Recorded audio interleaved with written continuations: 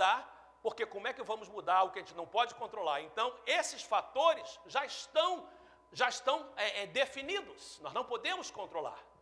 Nós temos que trabalhar, então, nos fatores que nós podemos controlar. Deixa eu falar um pouquinho dos fatores que nós não podemos controlar. Os fatores que nós não podemos controlar têm tudo a ver com dois fatores importantes: personalidade e circunstâncias. Quando eu falo de personalidade, no caso, eu estou falando de uma predisposição para a felicidade. E Felipe e Priscila, o pastor Max, Cris e todos que têm criancinha pequenininha, pode ver isso no seu filhinho, é muito fácil ver isso. Criança, ela já nasce com uma predisposição de estar satisfeita ou não.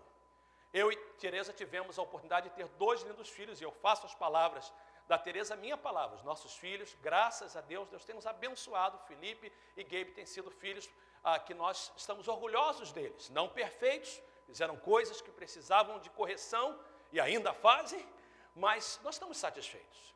Mas os dois são bem diferentes. Felipe, por exemplo, ele nasceu de bem com o mundo. Gabe nasceu de mal com o mundo. Então, Felipe, por exemplo, ele acordava e não chorava. Gabe acordava e sempre chorava. Isso não tem nada a ver, porque um é melhor do que o outro. Isso tem a ver com a personalidade de cada um. E no caso da Camila, ela nasceu com essa personalidade. E o médico já avisou, olha, geralmente quando um é assim, o outro é diferente. Quantos pais sabem do que eu estou falando? Ok? Sabe do que eu estou falando. Alguns sabem, mas não quer falar isso, não é? A personalidade da pessoa, isso tem a ver com a nossa herança genética. Nós nascemos com certa predisposição. Algumas pessoas são introvertidas, outras são extrovertidas. Algumas pessoas têm facilidade de estar no meio do público, outras pessoas gostam de estar sozinha.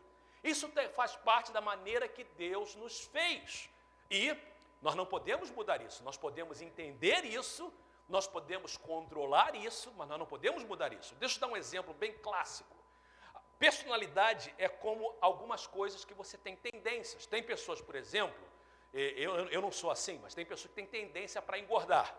Então, essas pessoas que têm tendência para engordar, ela vê, por exemplo, uma torta, só de ver a torta ela já engorda 1 quilo. E quando ela come, ela engorda 2 quilos, porque ela tem tendência de engordar. Tem pessoas que parece que tem uma lombriga dentro do estômago. Você não sabe o que eu estou falando?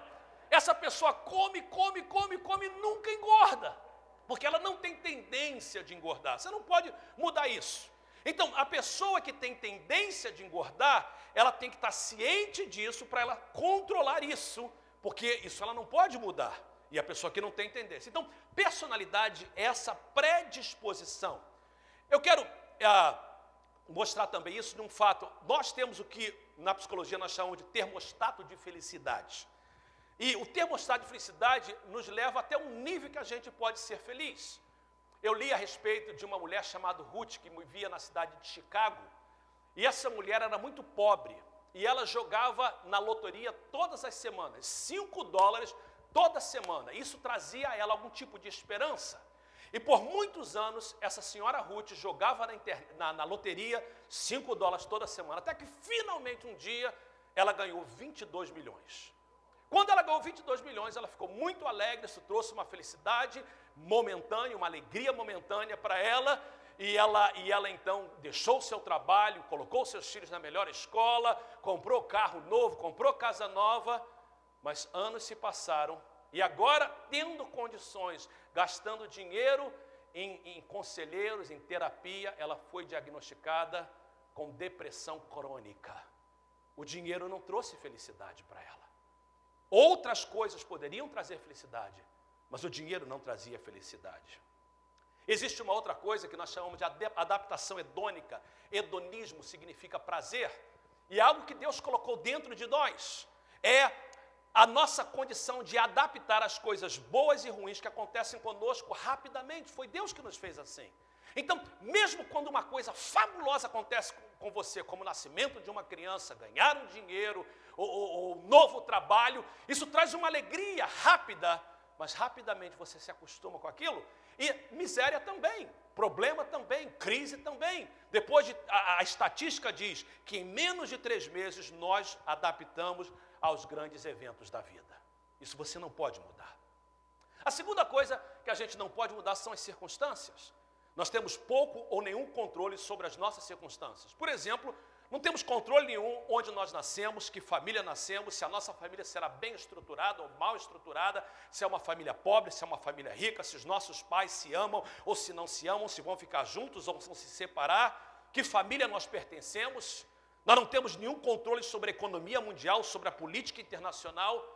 Nós não temos nenhum controle sobre as circunstâncias, mas vamos ser sinceros, tanto personalidade como circunstância ajuda-nos a ser mais felizes. Pessoas que são propensas a lidar com pessoas, a mais extrovertida, têm a tendência de ser um pouco mais feliz do que as pessoas que não são assim. E as pessoas que nascem em circunstâncias mais favoráveis, é claro que elas têm uma tendência ou a probabilidade de ser mais felizes.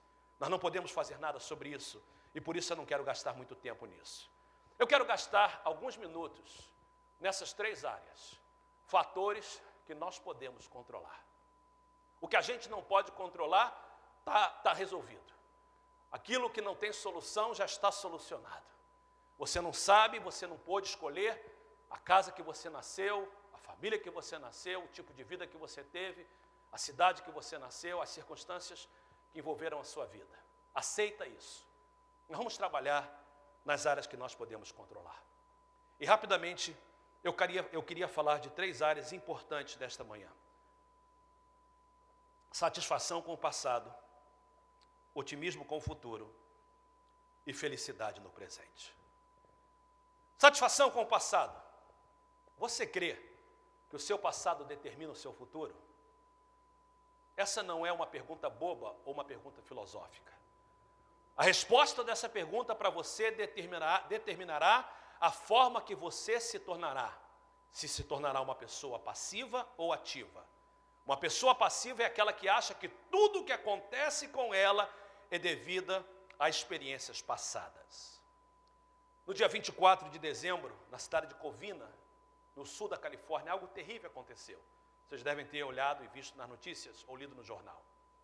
Um homem, vestido de Papai Noel, na véspera de Natal, bateu na porta de uma casa onde eles estavam celebrando o Natal. Uma criança, não sei se era 6 ou 8 anos de idade, essa criança veio abrir a porta. E quando ela abriu a porta e viu o Papai Noel, ela se alegrou e esse homem pegou uma pistola e deu um tiro no rosto dessa menina. Entrou na casa e colocou a casa em chamas. Matou, eu creio que a última estatística tinha matado 9 pessoas, a casa foi totalmente incendiada. Ele pensava em fugir para o Canadá, mas porque ele se queimou nesse episódio terrível, ele se matou. E você para e pensar e fala assim, o que deu na cabeça desse homem para fazer uma coisa assim? Então ontem à noite, eu estava assistindo o CNN e as pessoas estavam debatendo a causa disso. E as pessoas então começaram a fazer o que sempre as pessoas fazem, olhando o passado dele. Era um homem que estava deprimido, era um homem que teve problema com seus pais, era um homem que tinha acabado de divorciar da sua esposa. E o que acontece no dia de hoje é que nós excusamos, nós damos desculpa para as pessoas delas agirem de forma errada, dizendo que foi o passado. As pessoas são brutas, as pessoas são ignorantes, são sem amor, e a gente desculpa dizendo foi o seu passado. A razão disso é porque no século XIX, 3 homens, na verdade 3 gênios, influenciaram para sempre a maneira que nós vemos o passado. Embora as teorias desses homens hoje não são mais universalmente aceitas, esses homens marcaram o mundo. Charles Darwin foi o primeiro deles, Charles Darwin. E esse homem, pensa na teoria da evolução que ele trouxe. A ideia é que os nossos antepassados viviam sempre numa luta, uma luta pela sobrevivência. Uma luta e uma briga para ver quem vai existir, quem vai conseguir viver, quem vai conseguir ficar vivo. E por causa disso, então, o passado é visto como uma luta. Um outro homem foi Sigmund Freud, o pai da psicoanálise. E Freud, a influência dele, embora a teoria dele ainda hoje não é tão aceita, principalmente nos países mais avançados,